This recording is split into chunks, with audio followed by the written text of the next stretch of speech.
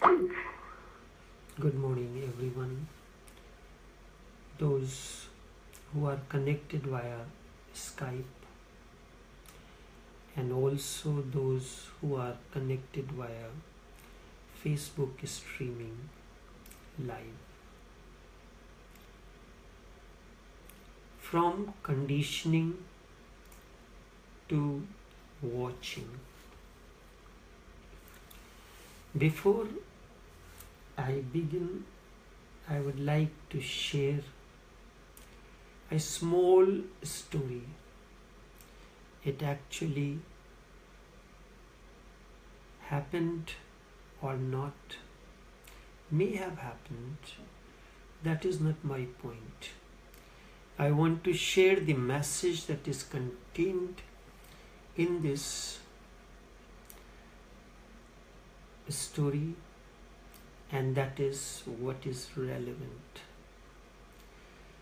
Long ago, there was a king in India named Harshvardhan. He belonged to Maurya dynasty. Once it happened, neighboring state attacked him and captured him and imprisoned him. The king told him that I would like you to give me one answer. And if your answer is correct and satisfactory to me, I will return your kingdom and free you. If you are not able to answer the question, I will put you into prison, a lifelong prison. What was the question? The question the neighboring king asked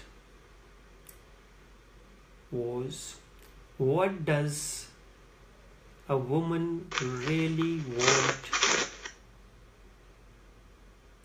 What does a woman really want in her life? He went to philosophers, wise men, priests, whoever he could find. He visited many women, prominent ones, astrologers, priests, but no one could give him the correct answer. He had a friend with him. His name was Siddharaj. He suggested that there is a magician woman. It is said she has the answer to every question. You must visit her to get the answer.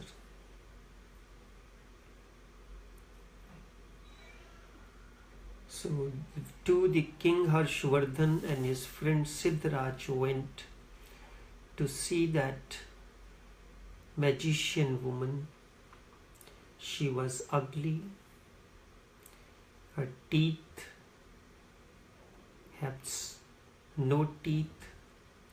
The cheeks have sunken, and a bad smell was coming from her mouth. She said, I can answer your question, but I have one condition. The condition is that your friend has to marry me. The king Harshvardhan did not agree to that condition. However, the friend said, I can sacrifice for your sake. I want you to get back your kingdom. It does not matter if I have to fulfill the condition of this magician woman, and he agreed to get married to her. The magician woman said, the answer to that question is, what does a woman want the most in her life? She said, the woman in life wants freedom to make her own decisions. If you can provide this much freedom to take her own decisions, at least a part of her own decisions that concerns her, there will be prosperity. You can give her all the financial freedom or anything. That does not satisfy a woman. What does really satisfy? When you give her a freedom to take decisions relating to her on her own without any interference from anyone. Nothing more satiates her than this. This reply appealed to King Harshvardhan, and he gave that reply to the neighboring king who has captured his kingdom, and he was very happy with that answer. He said, I am very much pleased with that answer. I return your kingdom and set you free. Now what happened to the friend? The magician woman said, I saw your sincerity, your love for your friend. I have the power that 12 hours for the day I will convert myself into a beautiful woman, and the remainder of the 12 hours I will maintain this particular ugly form. If you agree to that. Siddharaj said, my dear friend, I have agreed to marry you unconditional. It does not matter whether you remain ugly or beautiful. I have decided to marry you. It does not matter now. At this the woman said, your answer is so pleasing that I will remain forever beautiful for you. She said, my real form is this beautiful that you see. The ugly form I have maintained to protect myself from the vagaries of the society and all that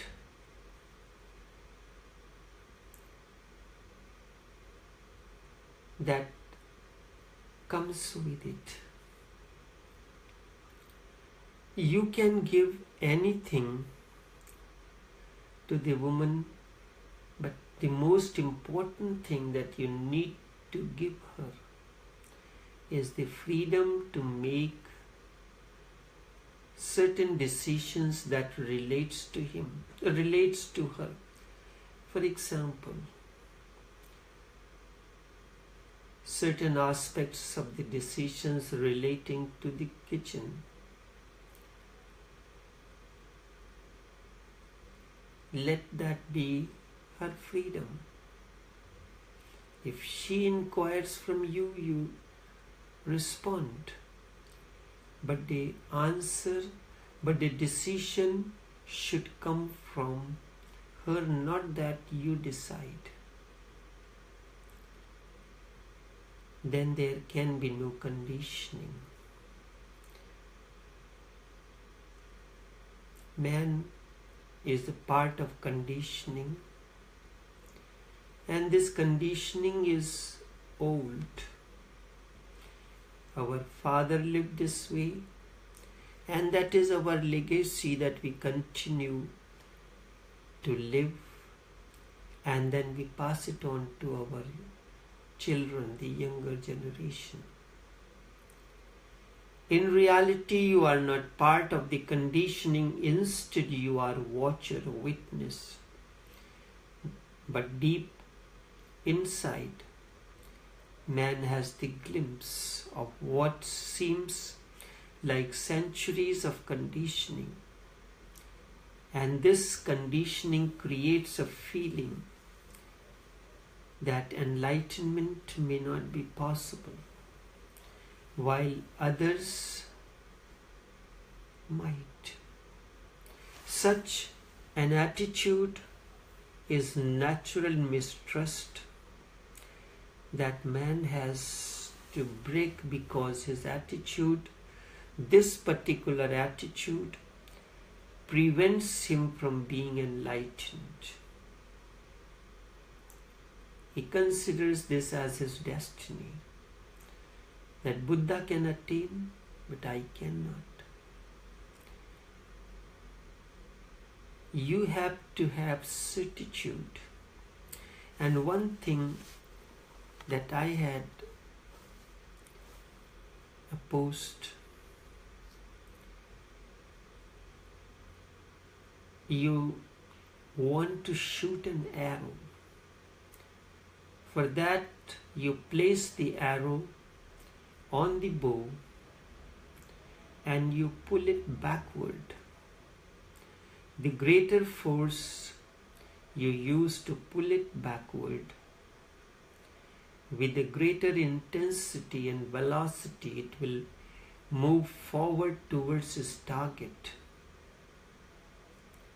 In the same way, whenever the circumstances and situations in life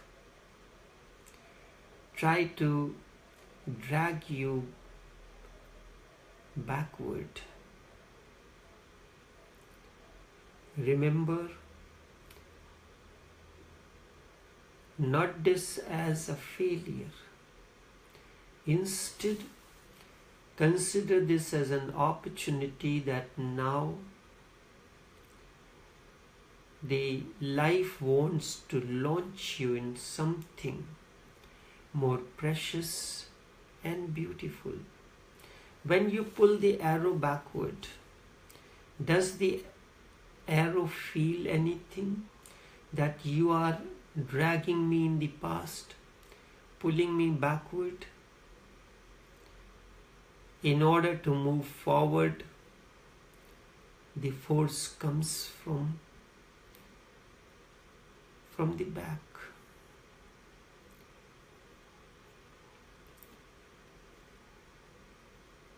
So you have to break that attitude, and then you will be able to move forward.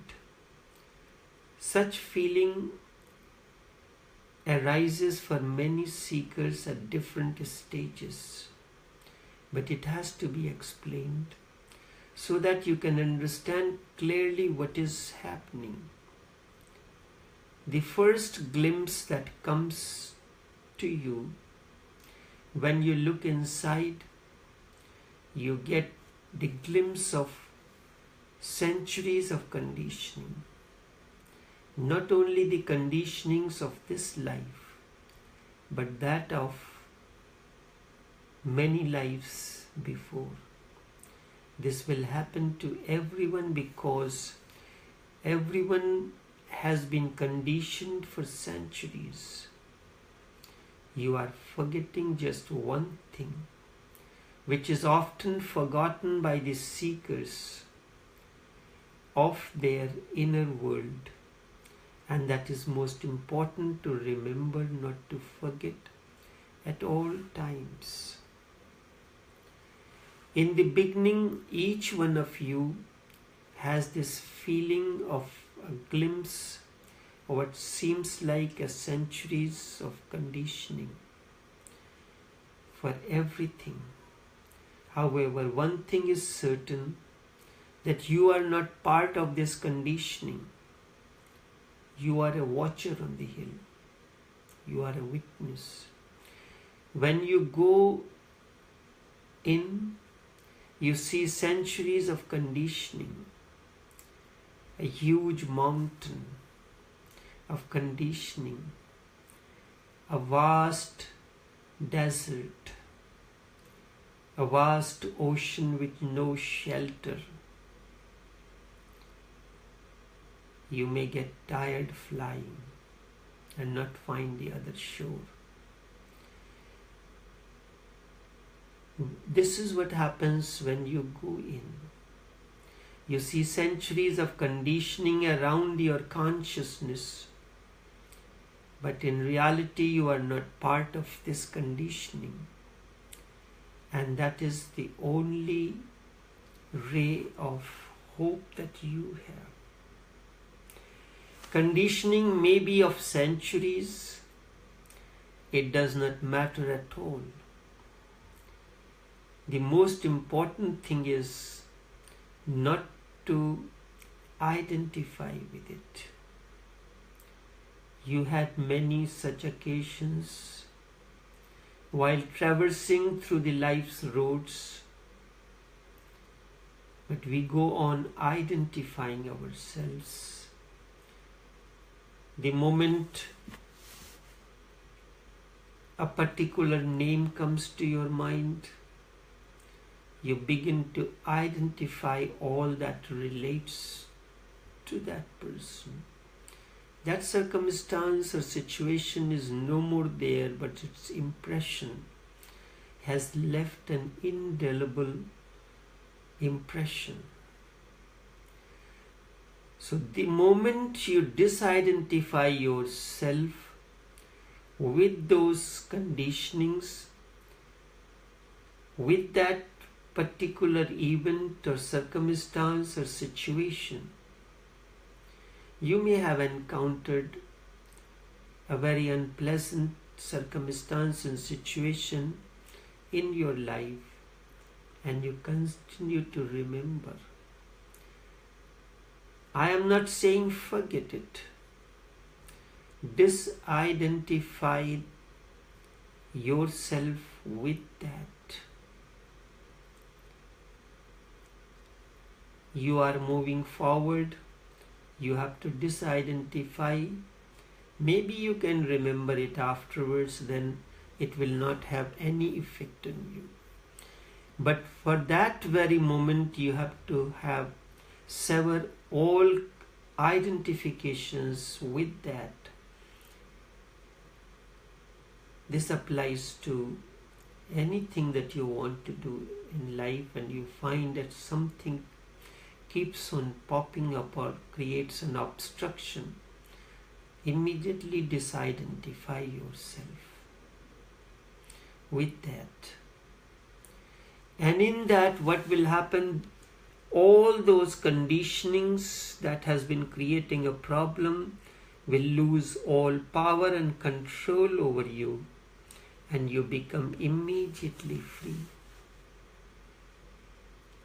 You will become one who is seeing the centuries of conditioning but is not identified with it. Certainly the seer, the observer, is separate from that which he is seeing. You go into the garden and you see these trees, but you do not feel identified with those trees. However, when you go inside and you feel centuries of conditionings, you begin to identify, but in reality you are not conditioning. It is your identification with them that creates the problem. The moment you decide that you are not going to identify yourself with those, they will lose control over you. You find centuries of conditionings, you begin to identify, but in reality you are not conditioning. There is duality of observer and the observed. The conditioning is there and you are seeing it. The duality has come in. The observer and the observed. Observed is the conditioning and you are the observer. The duality has come in. The moment you realize, disidentification happens. You realize and the revolution begins. This is the beginning of a revolution in your very idea about yourself, that you are no more conditioning, instead you are consciousness.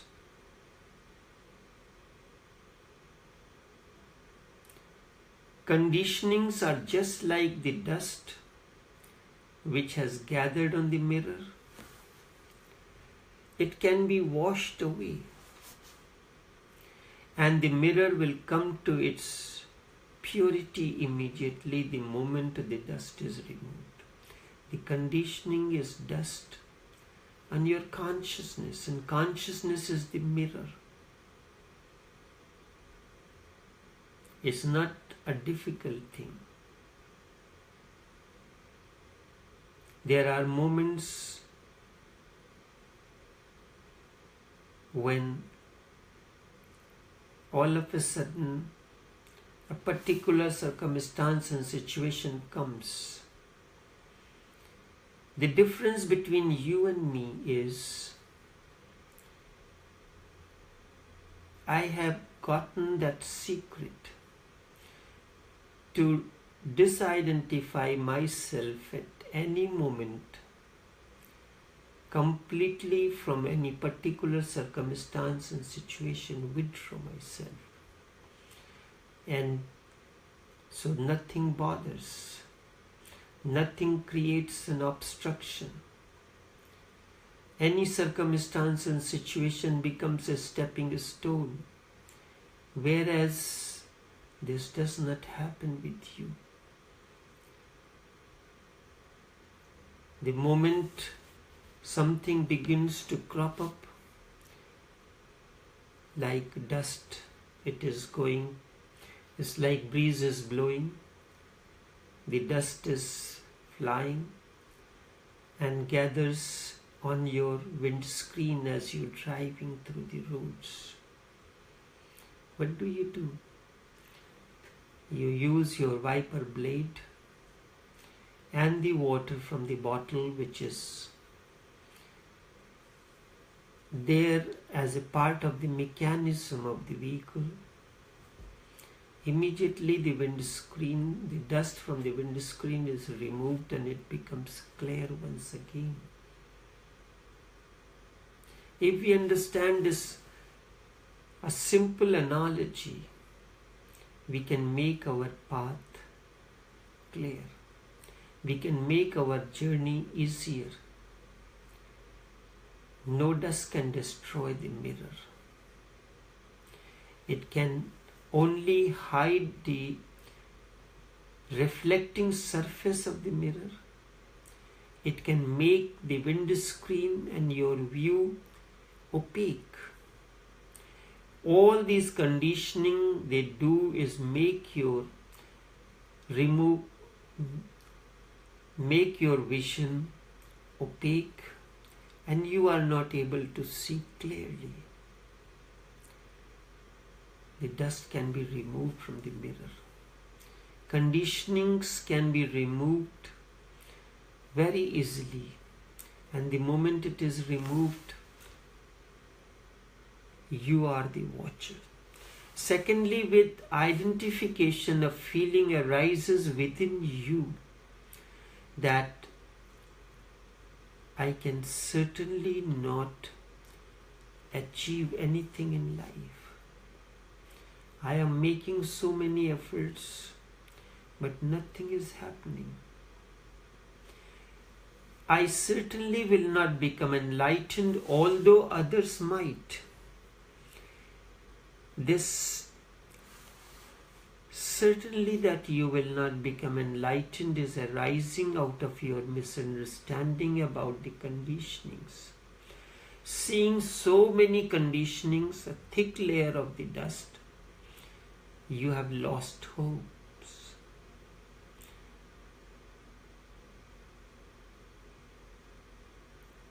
You think you will never become enlightened. However, you are certain the others might. And all these others have the same conditioning and the feeling too as you have. This is the irony. You have a feeling that the other will get enlightened, but you will not. The other has this similar feeling. Do you think the other are new people in the world? They are as old as you are. They have the same similar conditionings that you have. They have passed through all that you have passed through. They have gathered as much dust as you have gathered. But your misunderstanding is giving you a certainty.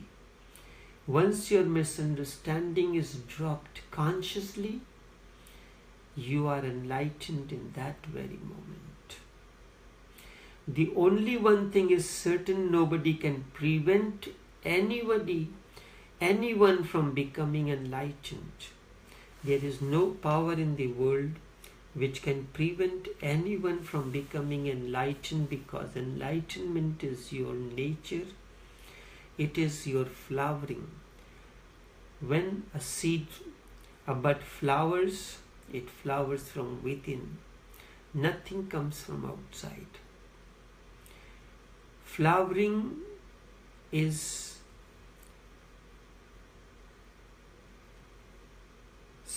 the self-actualizing its own inner potential.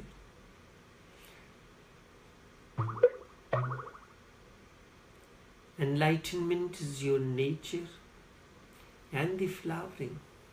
And in fact, you are already enlightened, but you have forgotten. You just do not know it. You have forgotten it.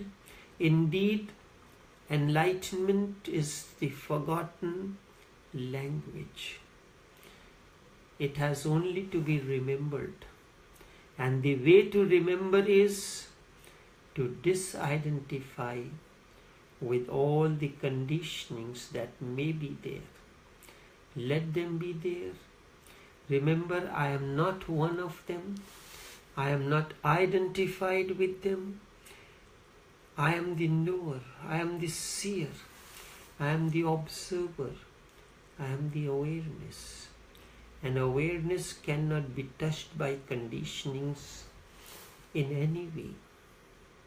And now the third thing comes. This attitude, a natural mistrust. And then this attitude becomes your habit. First it comes a natural mistrust about your own capabilities. And then this becomes a part of your habit. This you have to break. Yes, it is a natural phenomenon. Everybody gets mixed up with their conditionings, and it is only a habit and nothing else. You can drop it without any effort, just by becoming aware of what I am saying to you.